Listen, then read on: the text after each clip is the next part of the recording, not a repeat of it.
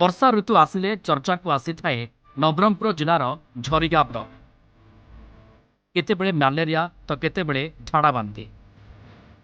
चिप्टी आंबरे बढ़ुची झाड़ाबांती आक्रांतक मृत्यु संख्या। गतकाली राति आउ जड़े आक्रांतक मृत्यु हेबा परे मृत्यु संख्या 4 को बढ़ी। पूर्व झाड़ाबांती एठारे 3 जनक जीवन जाइथिला। गतकाली राति चिकित्साधीन अवस्था झरीगाँ गोष्ठी स्वास्थ्य केन्द्र में डाल जानी मृत्यु होछि। पूर्व से डायरिया आक्रांत होई कोरापुट मेडिकल रे चिकित्सित होउथिले। स्वास्थ्य अवस्था खराब रही सत्वे परिवार लोके गाँव को नहीं आसिथिले।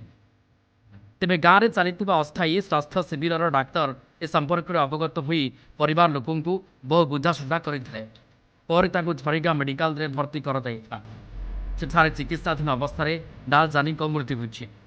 सेहीपरि मालकानगिरी जिले में बन्या परे माथिली ब्लॉक रे व्यापी झाड़ाबांती। करतनपाली पंचायत लुलेर गाँव में गतकाली आक्रांत सुवर्णा नायक मृत्यु होछि। सप्ताहक मध्य ब्लॉक 6 जन झाड़ाबांती प्राण हराई। एडमिट थिला ताको कोरापुट को रिफर कराइतला। से कोरापुट रो काकू किछि न जाने प्राइवेट गाड़ी जगह घर को पळे आस्ते। तापरे खबर पाई कि हमर स्वास्थ्य टीम ताको झरीगाँ मेडिकल को धरि आस्ते। आ तांको जेते बुझेइतिले भी से जीवा को राजी नथिले।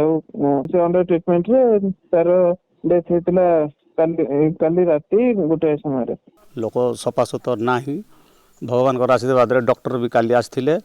सारमन भी दिन सारा खटले। एनएम भी थिले। सबू आमर लुलेर रे नाई पूरा हाला हो गला। झाड़ा बांती कौन पाई हला सेटा भी आम से जानी पारु ना।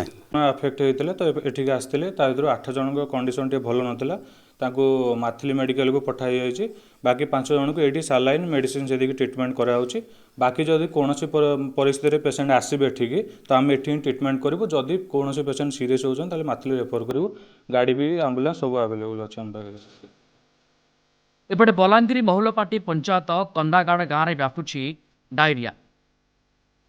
गाँव में गत 7 दिन मध्य 20 जन लोक झाड़ाबांती आक्रांत होई विभिन्न डाक्तरखाना चिकित्सित होई डिस्चार्ज होइछन्ति।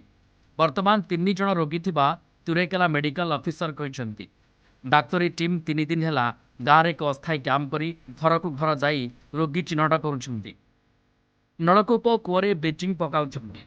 झाड़ाबांती जड़े व्यक्ति मृत्यु होइतिबा अभियोग होइछि। मृत व्यक्ति नाम चैतन खरसेर। तेबे क्यों कारणरू तांको मृत्यु होइछि से नै तदंत चलिछि।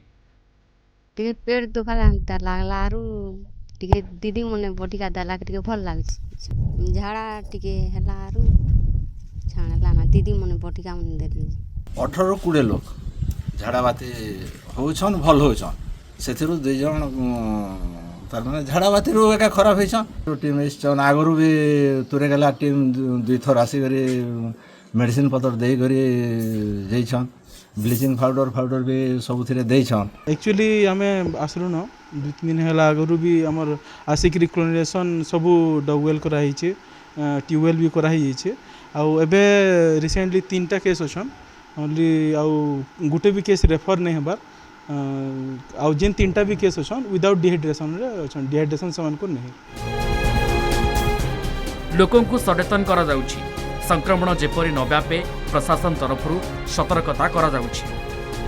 उमरकोटरू अनुराग पट्टनायक, कंटाबांजीरू दीपक यादव और मालकानगिरी प्रसाद नायक रिपोर्ट, कलिंग टीवी।